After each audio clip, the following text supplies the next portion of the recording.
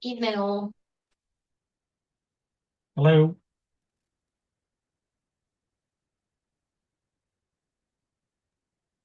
Evening all. We'll just wait until 6 o'clock to get started. We'll just let everyone come in from the waiting room.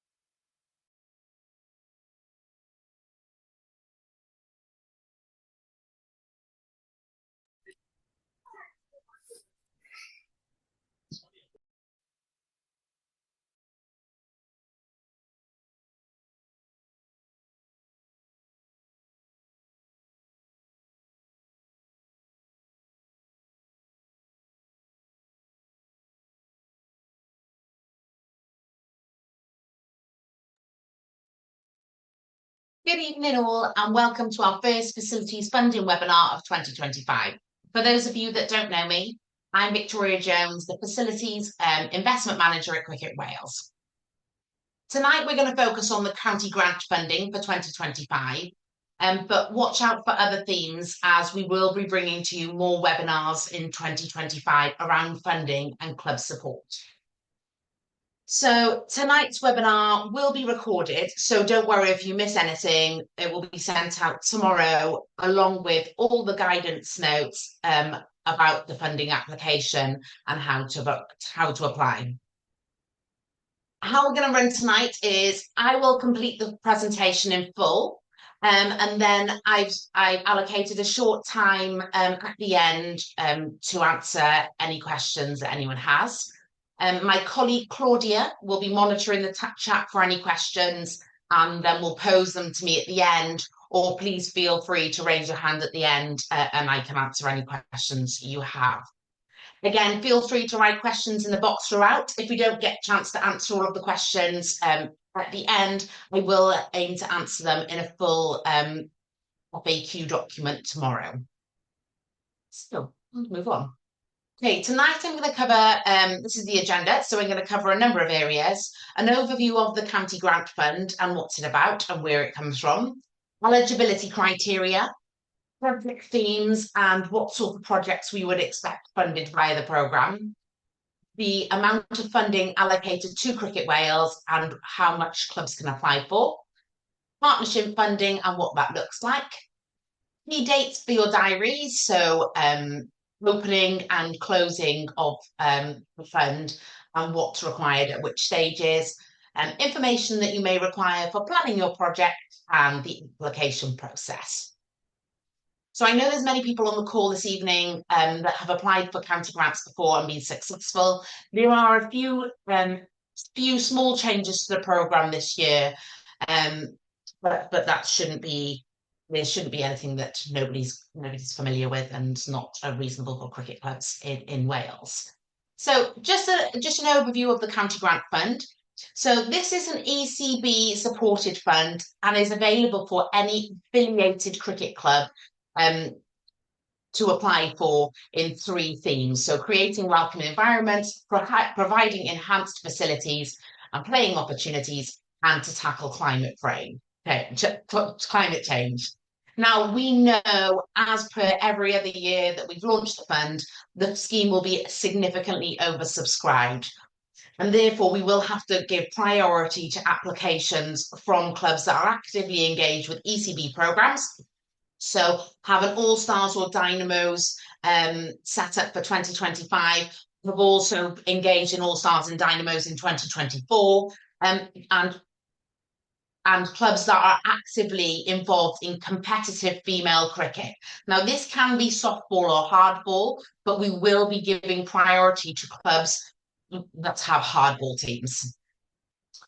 We have a finite budget again this year, so we're completely transparent with how much funding we have as an organisation, devolved from ECB, and this is 180,000. So we aim to support around 18 to 20 projects, depending on the amount of funding each club requires.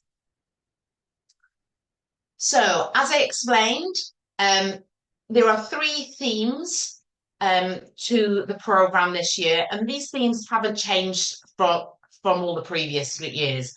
The only differences is the eligibility under each theme. So, theme 1 is creating welcome environments and is open to ECB affiliated cricket clubs that are registered for All Stars or Dynamos and are actively involved in competitive cricket, or are a disability champion club or host disability Premier League cricket.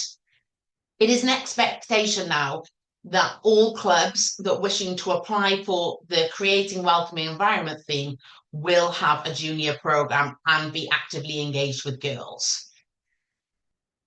Theme 2 is providing enhanced facilities or playing opportunities.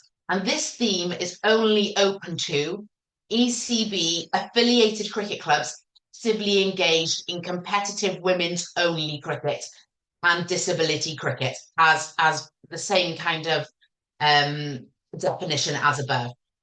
And then our last theme is tackling climate change, and this is open to any ECB affiliated club.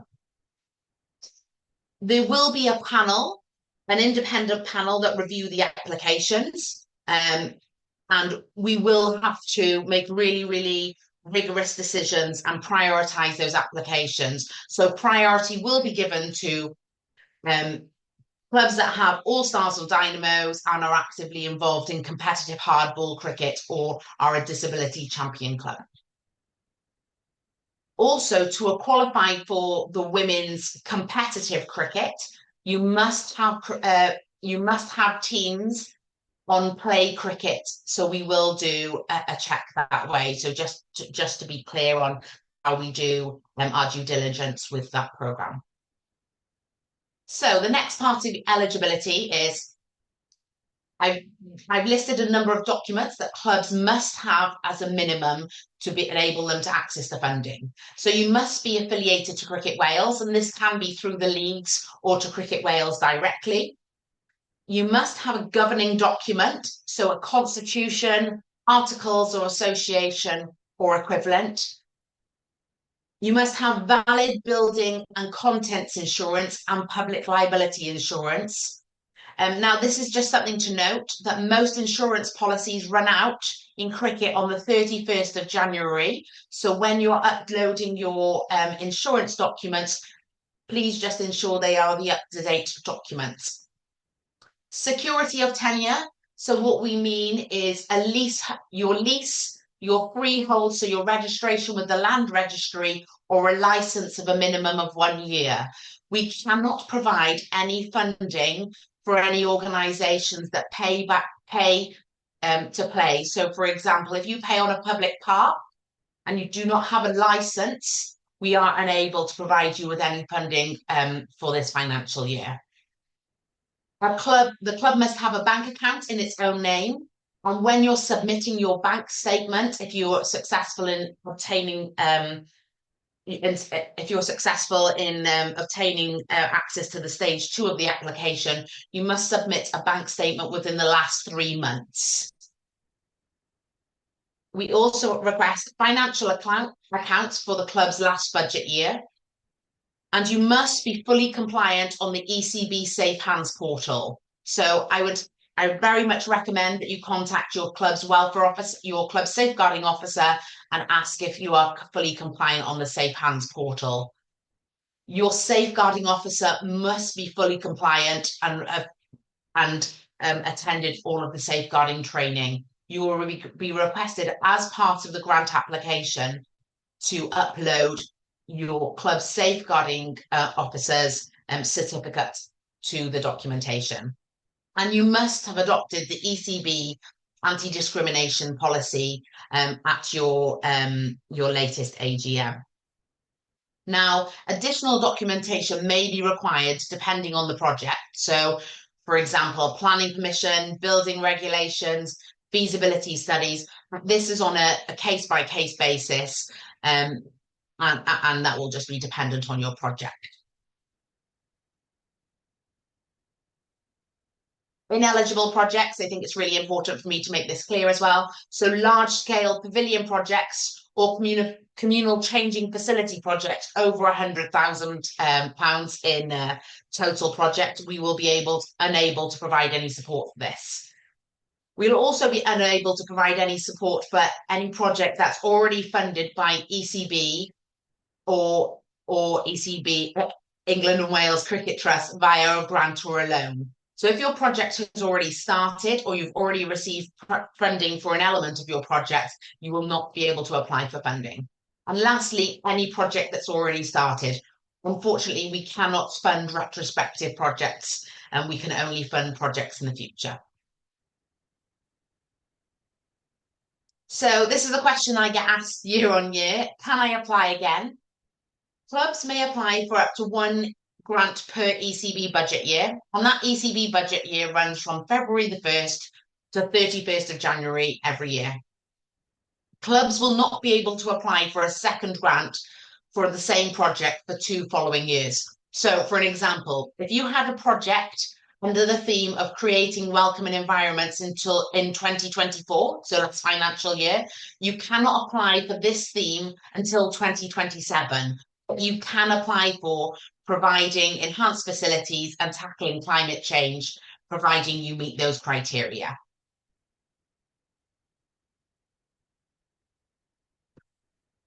So, selecting your project theme. Clubs should only choose one project theme only. Now, there are, as I explained, there's 3 themes, and each 3 themes have their different eligibility, but different types of project come under each theme. I'm just going to give you an example of some projects.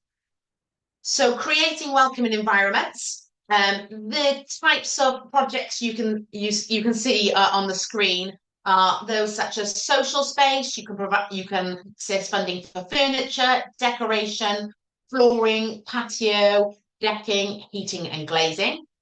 Toilet facilities that are available to all of the public, so you can access support for sanitary wear, for women's toilets, tiling, flooring, baby changing facilities, catering facilities. So if your organisation's looking at some professional kind of catering, then we can support that. Barbecues for generating additional income, arrival and access, so lighting, signage, car park and disabled access, and digitising. Now, you'll notice in the guidance notes that it says that we will support electric scoreboards. This is only if it's part of a wider digitalisation project. But just to note to everybody on the call, this probably won't be a priority under Cricket Wales' budget this year. We will look at supporting lots of clubs that have got toilet facilities, social spaces, and arrival and access. If you're looking for an electronic scoreboard, I would recommend that you seek support from Sport Wales crowdfunder. Now, just to note, a couple of these will need planning permission. I recommend that you start looking into the planning process as soon as possible. And you may not be successful this year because, as many of you know, the planning process takes a while. So, new patio and decking requires planning permission, and also new signage, lighting and car parks also require planning permission depending on depending on the work that's required. And also electronic scoreboards also require planning permission. Now, you may be lucky in your local authority that your planning officer says that you don't need it. We would request that we have a letter from your planning authority stating that planning isn't required for your project. Another point to add is if you're applying for toilet facilities, then you must install cubicle toilets, as we will not support the replacement or new urinals.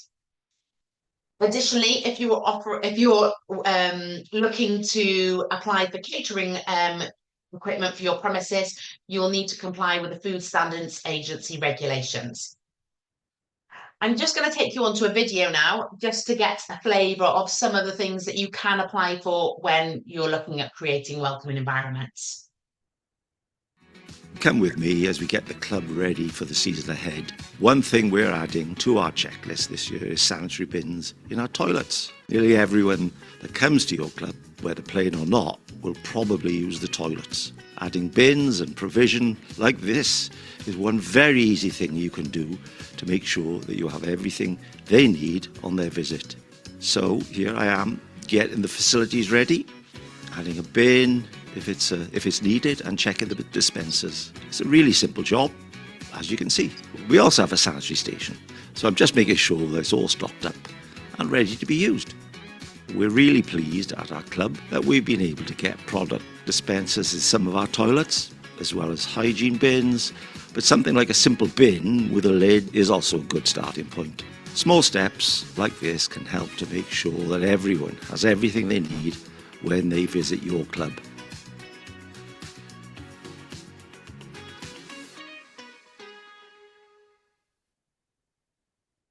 That just gives you a flavour of some of the things that we can do in creating welcome environment and under the sanitary ware projects. Additionally, I know we've advertised this one before, but it's a really, really good news story. Norfolk Cricket Club, they applied for creating welcoming environment over 12 months ago now. They received £10,000 from the grant fund, and they refreshed their club room. So they painted, they redecorated, and they bought new furniture. And as you can see from the before and after pictures, there's quite a significant difference. The club's now very, very welcoming and very modern inside.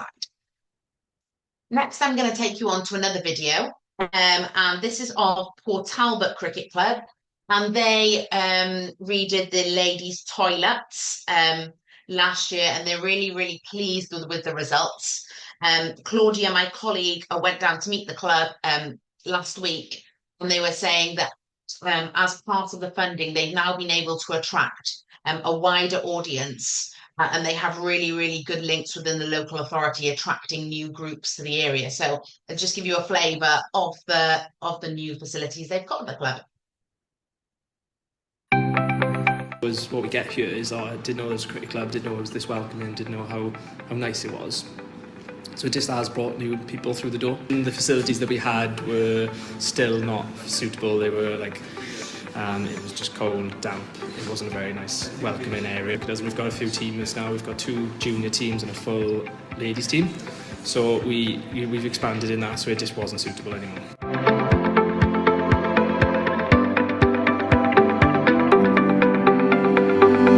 It's really important that you've got facilities that are suitable and just nice for people. It's like something you'd have at home, really, isn't it? So modern. I think it just opens doors for you, doesn't it, as more of a community space as well. So our event being a prime example of that, and people were actually talking about it on the day as well. From the facilities perspective, they're first class, so all the females in the club can use them now, even the existing members that we had. We've got a nice place to go where it wasn't. But not only that, it's a kind of branched us out then into the projects that we have with Neath Talbot Council, My Rounders, and other community-based projects. We wouldn't have been able to host those. I'm sure you can see the difference in those toilets. I'm sure many of you can relate to the before pictures, but we're really, really pleased with the outcome of the toilets. And I know everyone at Port Talbot Town Cricket Club are really, really, really appreciative of the funding and what they've been able to do with it too. So theme 2, we move on to providing enhanced facilities and playing opportunities. Again, as I explained, this is only available for those clubs that are currently involved with competitive cricket. Competitive women's cricket, sorry. Yeah, and that's really, really important to note. So through this fund, we will support creating individual shower spaces with drying areas. And it's really, really key that we stress here that we will only accept individual cubicles for showering. We will not be able to support any open showering facilities. Now, I know in many leagues, they request as part of the league criteria is a certain number of shower heads. At Cricket Wales, we would much prefer the number of shower heads in your shower facilities reduced, but the number of facilities that are more inclusive and open to anyone to use. We will also improve toilet provision. This has to be in the changing facilities. So this is around the playing facilities or playing facilities for women. And as I've just put a couple of examples up there again, and also personalized possession lockers. Now, on the guidance notes when you receive them tomorrow, you will also note that you can apply for non-turf pitches and outdoor practice nets. Now, Cricket Wales won't be prioritising these elements via this application, as all clubs in Wales can apply for the Sport Wales Be Active funding to support these programmes. Our colleagues in counties in England don't have this luxury, so we try to make the funding go a little bit further by offering other alternative routes for this funding. I would say, and I think Port Talbot Town did this really, really well, is they engaged with their women in developing their toilet programme or toilet project. And as I'm sure Claudia can back me up here and say that actually all the women in the club are really, really happy with the facilities. And as you'll note in the picture, in the video, one of the pictures that they took was this is the best seat in the house, and many of the women at the club can absolutely agree. Okay, so this is an example of some of the funding that we've given out in previous years, and we funded Newport Fugitives on new changing rooms, showering, and toilet facilities. Now, these pictures absolutely don't do it any. There's no success here really on the pictures, but actually they've done a fantastic job at Newport Fugitives. And this project was delivered in partnership with Rogerstone Football Club with additional funding from the Cymru Football Foundation as part of the Capital Facilities project.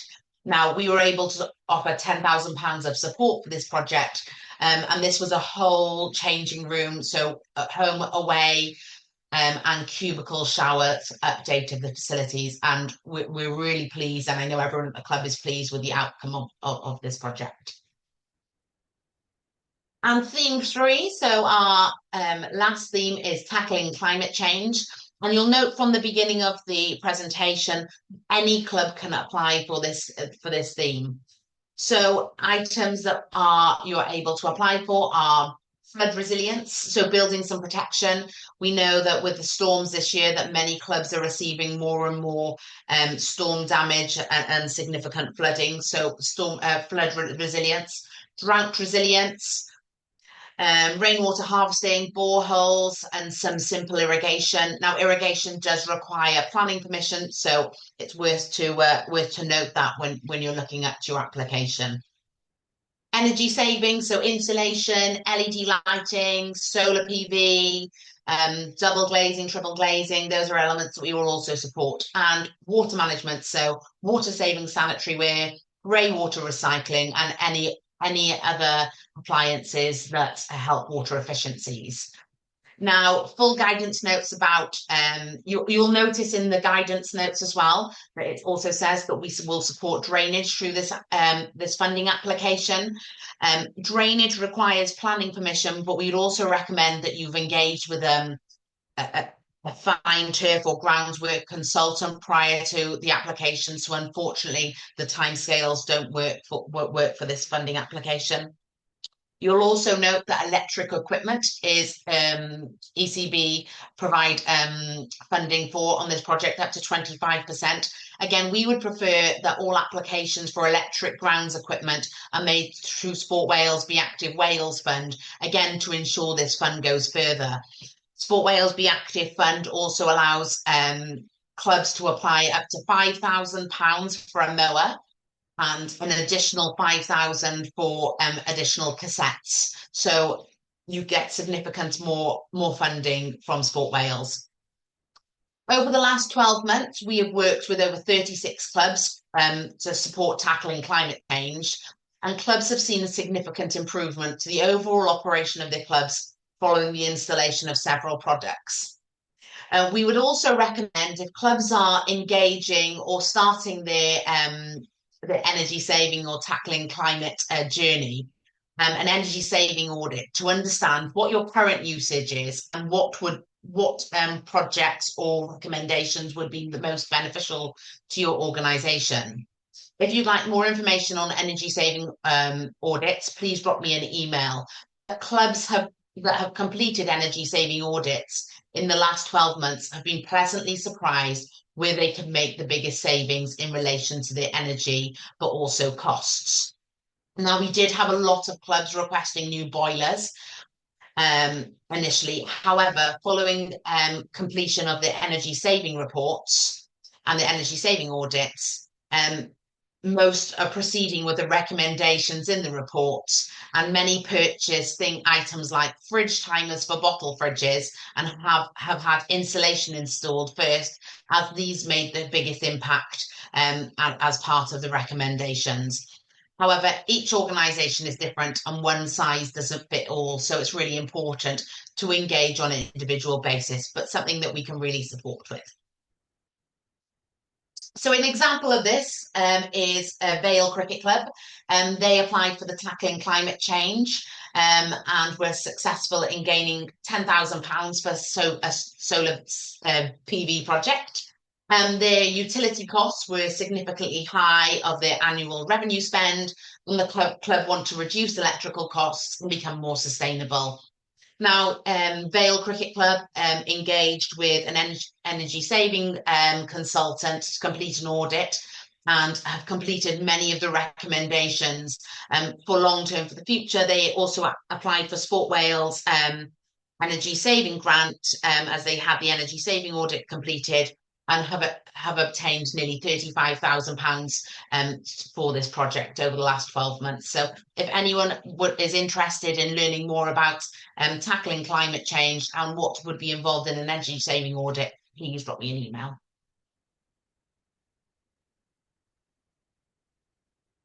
So what funding is available? That's why everyone's on the call. That's what everybody wants to know. So funding applications are from £1,000 to £10,000 per application, and it doesn't have to be a round number. It can anything within that range. You can apply for.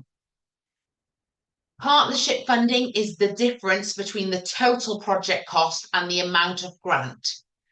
It can be sourced from club funds or other grant bodies or sponsorship. But if you do need partnership funding, we will need evidence that that is secure. Otherwise, you will not be successful in obtaining a grant from us, as we can't work on the premise that you will get partnership funding in the future. We do need evidence of this at the point of application. Also, the amount of grant offered may differ from the request by the club. So Cricket Wales, as I explained at the beginning of the call, has a predetermined budget of £180,000 for this year. So we try to make the funding go as far as possible. So we may allocate you a different amount of money. You can refuse that, but that may be the only amount that we have left for this project. Projects that do provide partnership funding will have a stronger application also. So some key dates, and I think these are the key dates for everybody on the call. So tonight we're holding the County Grant webinar. January the 28th, there is an opportunity for clubs to book in one-to-one 15-minute appointments with myself Claudia, my colleague, will put a note in the chat now with the link on how to book an appointment. Appointments will run from 10 till 6:30. And it just gives every club an individual opportunity to discuss their project and ask any individual questions that they can. I would ask that everyone tries to book in those times to ensure that your application is as strong as possible. My time is obviously also really, really limited at the moment. So that unfortunately is the only time that I'm able to allocate to this element of the project. And the next important date is number 3. So expressions of interest will open on the 3rd of February and will close on the 16th of February. Now, this only gives a 2-week window for clubs to apply for the funding. However, we know, as I explained earlier, we will be significantly oversubscribed for this funding. So as this is only expression of interest stage, we will restrict it. We have an independent panel meeting on the 20th of February that will review all of the applications and will make the decision on whether clubs can proceed to stage 2 of the application. On the 21st of February, communication will be sent to all applicants and whether they were successful in obtaining Sister Stage 2 or not. If your club is successful in obtaining access to stage 2, the stage 2 application will open on the 21st of February and will close on the 20th of March. At this stage, you will be required to submit 2 or 3 quotes for all elements of the work. And I must stress, this is all elements of the work. So building materials and labor. Sorry, I had a brain freeze then. Yeah, so you must get all elements of the project quoted for. We also request like-for-like quotations. So if you are unable to provide like-for-like quotations, then unfortunately your project will be rejected.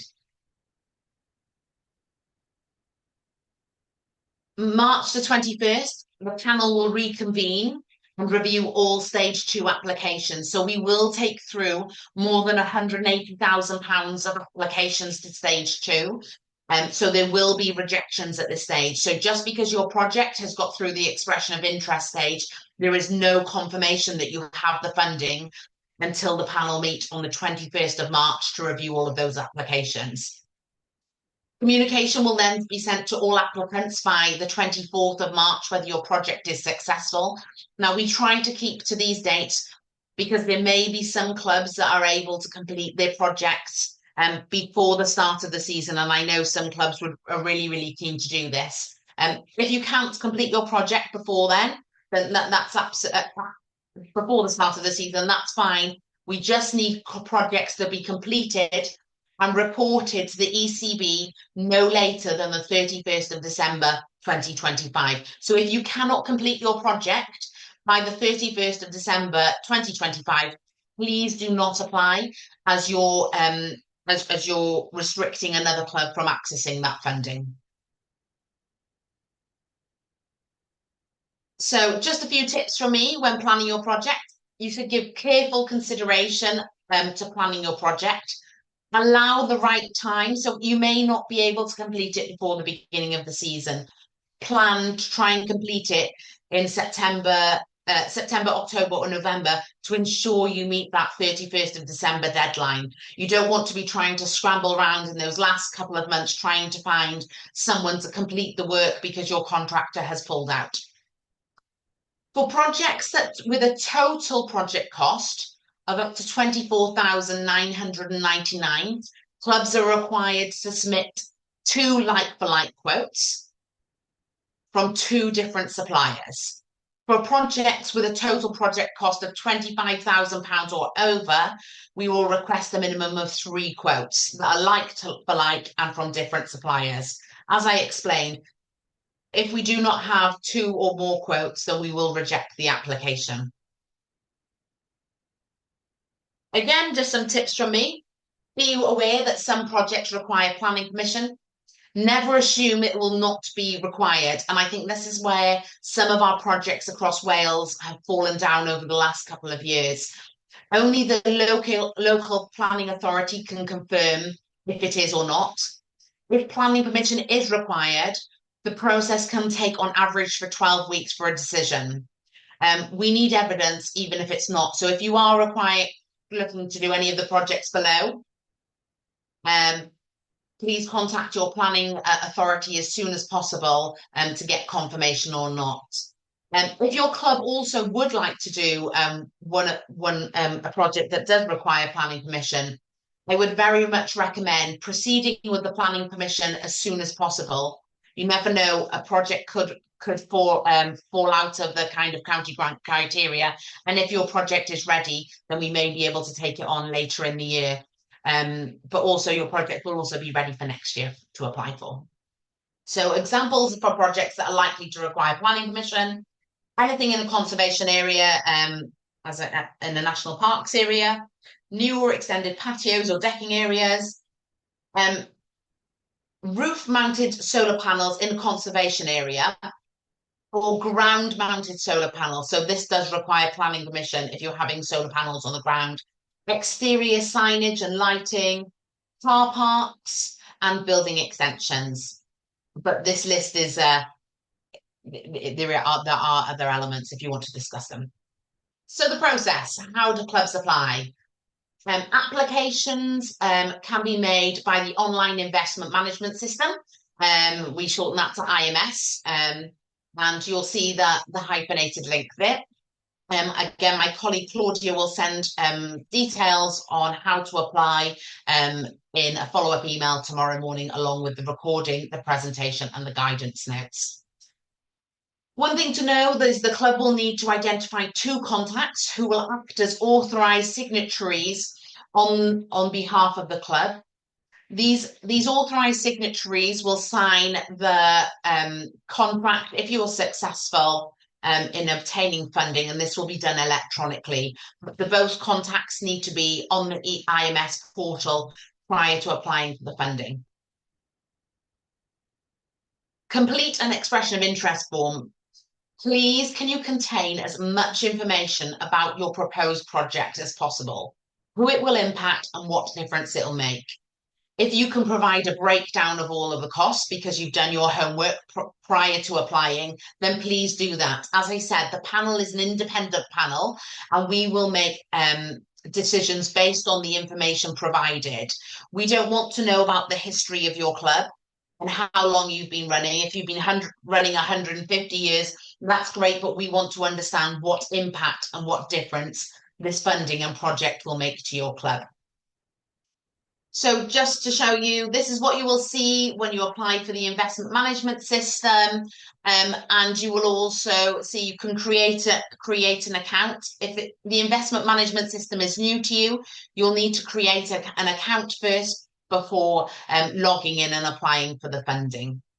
When you log in, you will see a number of options on what grants to apply for. You can also apply for the ECB interest-free loan via the system, but it's the county grant fund that you're looking for. So just a review of those dates. So the online one-to-one appointments are available on the 28th of January. Link is in the chat, I understand. Expressions of interest open on the 3rd and will close on the 16th of February. Panel review on the 20th of February. Applicants to be informed by the 21st of February. Stage 2 applications open on the 21st of February and will close on the 20th of March. No outstanding documentation or due diligence will be accepted after this stage. Your project will have a rejection if you are missing any information at this time or any information is incorrect. So I would recommend that prior to submitting your second stage application, you get in touch with either your area manager, Claudia, or myself to review your application before submitting. And then the key date for everybody is the 21st of March, when the panel will review all applications, and by the 24th of March, you will know whether your project was successful or not. And as I said, please, please, please ensure you can complete your projects by the 31st of December. Otherwise, it prevents another club from accessing the funding this financial year.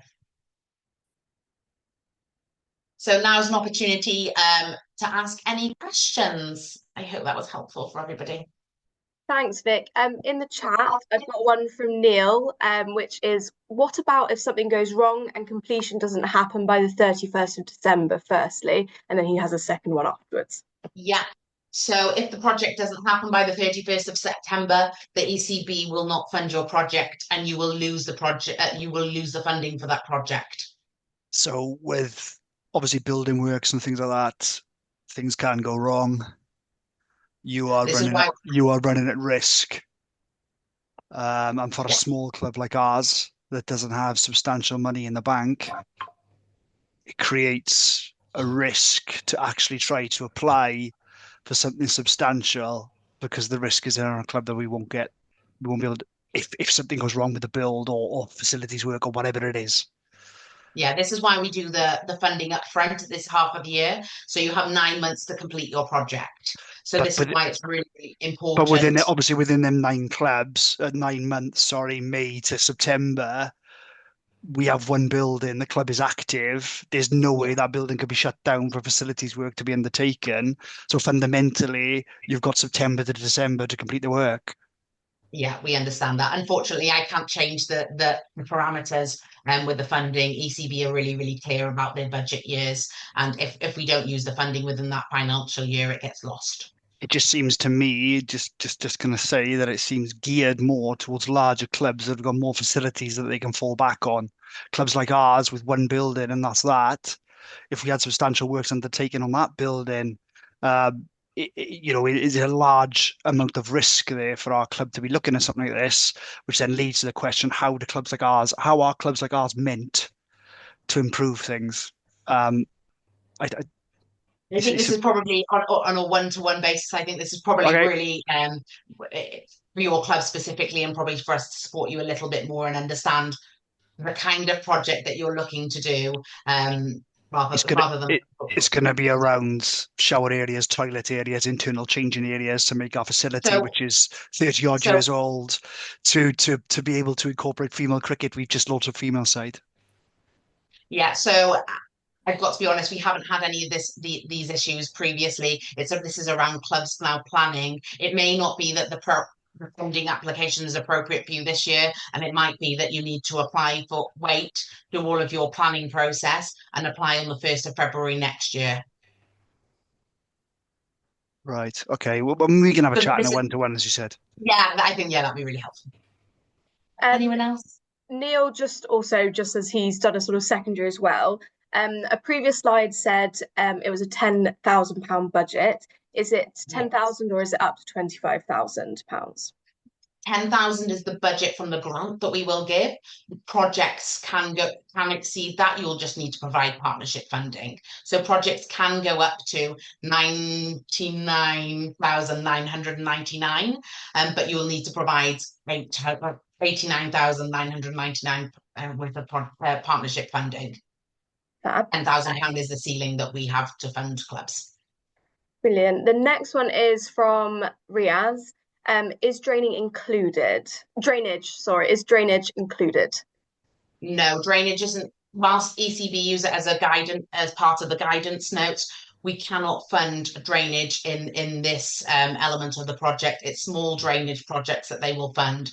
Riaz, I know your project specifically, that would require planning permission, but we'd also want you to engage with a specific turf and grounds consultant for this element of the project, as it is a large-scale drainage project. Next question is from Stuart, and he's asked, can we have a planning application in at the expression of interest stage and at stage 2 review, and at the stage 2 review period pending approval? No, it will need to be approved by stage 2 to access the funding, just to ensure that the project is able to go ahead. that's all the questions at the moment. Oh, one more from Riaz has asked just about what about flooding protection? Victoria, sorry, I don't know whether you can hear me. Can you hear me? Yeah, perfect. So as you're aware, we had the local brook that overflooded and completely impacted our cricket ground. My question was around whether the ECB grant would fund some sort of I've seen some protection that you can go out and acquire, whether it would be eligible for the ECB grant. Yes, it would. Okay, brilliant. Any other questions? Just one quick question, Victoria. I'm just thinking over as a treasurer from Newport Fugitives. So obviously, I know great to meet you. Yeah. So I know what they did last year, obviously with the changing facilities and the grant that they were successful with. Can you just repeat if we want to apply for another grant this year? Obviously, that would be under the enhanced facilities. So that would so you could apply for a Creating Welcoming Environments grant or a Tackling Climate Change. So you won't be able to apply for enhanced changing facilities for 2 years. Okay. So would that? I don't think you'll need anything, Glenn, for no, a while. It's all brand spanking new and all looking great. So just on that note, then. I know the one thing the club have looked into previously is some improved irrigation to the square. So just checking that will be under the climate change. Yes, but you require planning permission for that. So that's just something to note, that if you haven't got a planning application currently in, that will take probably around 12 weeks to apply for, which will not fit in with the timescales for this grant. Okay. Just something to note. But we do run, this is an annual scheme. So we do run this scheme every single year. So just because it doesn't fit into the timescales for this year, doesn't mean it won't be good for future years. Sure. As long as we know, like we say, if we need plan. Yeah, absolutely. I don't want you to be chasing something that is unlikely to work for you this year. Okay, brilliant. Thank you. Laurie has a question. Laurie, if you want to unmute. Yeah, mine was sort of more specific around the criteria for the ladies. You mentioned that it's more likely that you would get the funding if there was a ladies hardball team rather than opposed to the softball. In our situation, our sort of hardball ladies team is obviously, if you know, we're linked in as a joint initiative with Port Talbot, but under the Cowbridge and Port Talbot, and they're called the Panthers. So is that still a tick box for us as a hardball, even though it's not pure Cowbridge ladies team? That was my question, first of all. Yeah, so this is a really unique situation, Laurie.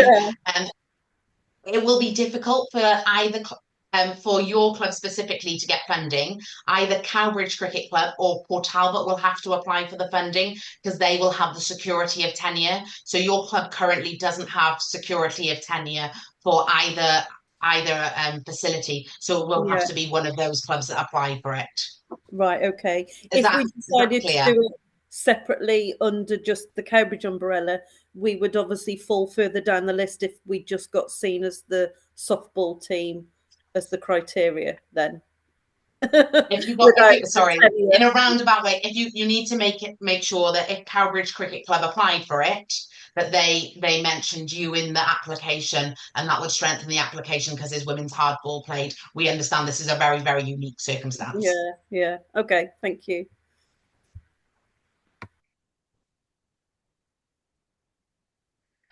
I think that's all the questions in the chat, unless anyone has any that aren't in the chat. Yeah. I'll stay on for I'll stay on probably until 10 to. If anyone has any more questions, please feel free to unmute yourself and I can aim to answer any of the questions. Thank you all for joining. Diolch.